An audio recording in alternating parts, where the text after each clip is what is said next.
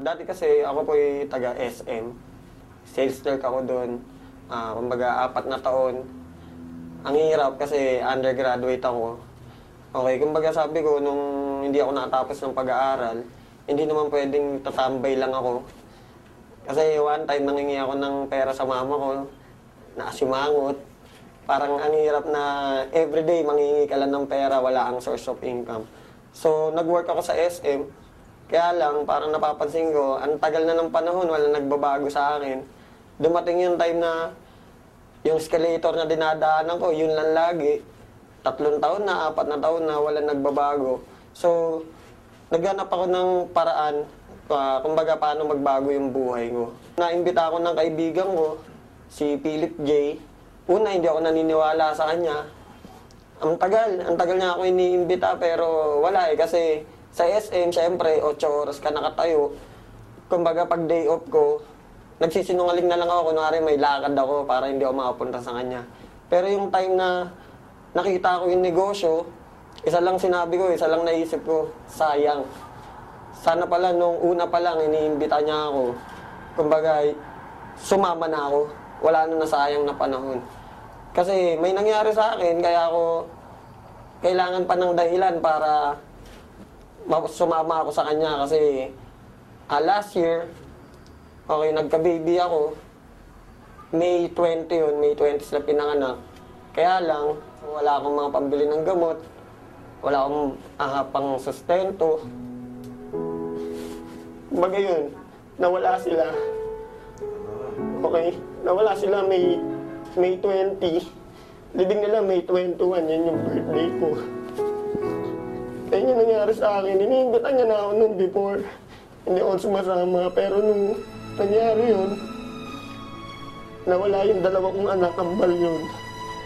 Sabi ko, hindi pwedeng maulit yan sa akin kasi sabi ko nga magulang mo mag-abroad, masakit para sa'yo, di ba? Anak mo pa kaya, ilibing mo sa araw ng kaarawan mo. Sobrang sakit. Sobrang pag naalala ko yun. Isa lang sinasabi ko, buti na lang ngayon, kaya ko na.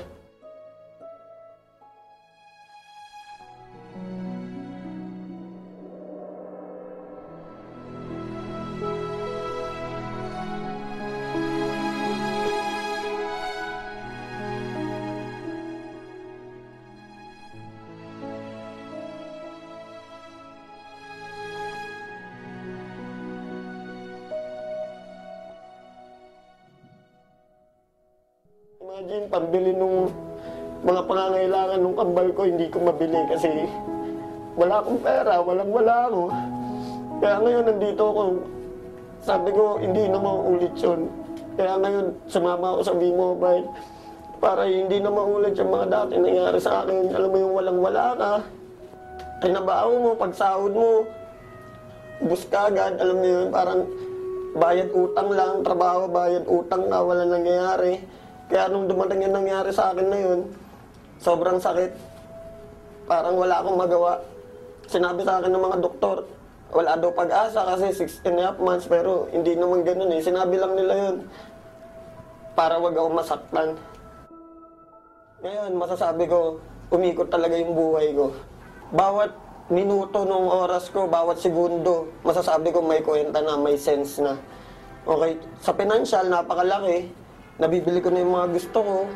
Bata pa ako, naisip ko, ba't ang daming kotse, nakasakay ka sa bus, ang daming sasakyan, pero bakit pamilya namin wala?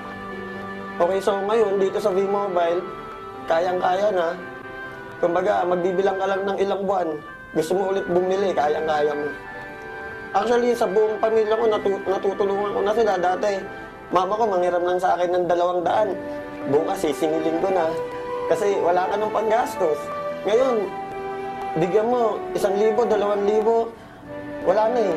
Hindi mo na iisipin kasi laging papasok na yung income sa'yo. Yung father ko, sumali siya nung nakabili na ako ng kotse. Siyempre, mga tao, pati mga kaibigan ko, nung nakabili na ako ng kotse, doon na sila nagsisalian.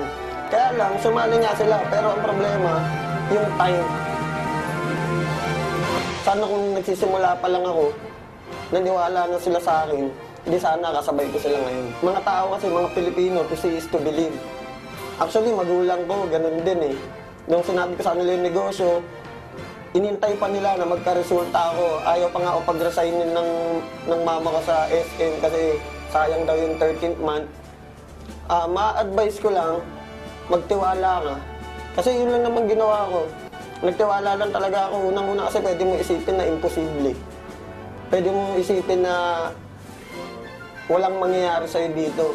Pero once na inisip mo yun, talagang wala. Isipin mo lang na kaya mo. Magtiwala ka sa mga taong nakapaligid sa'yo. Ako, sobrang laki ng papasalamat ko sa mga grupong nakapaligid sa akin. Techno Royal, Prestige, Triad, okay sila Martin, Elite. Okay kami dito kahit hindi kami magkaagrupo. Pamilya kami lahat. Nandyan sila, aalalay sila para sa'yo. Sobrang nagpapasalamat po ako sa V-Mobile. Kasi sa totoo lang, nung pag nagdadrive po ako ng kotse, ako lang isa iniisip ko, paano kaya kung wala ako sa V-Mobile?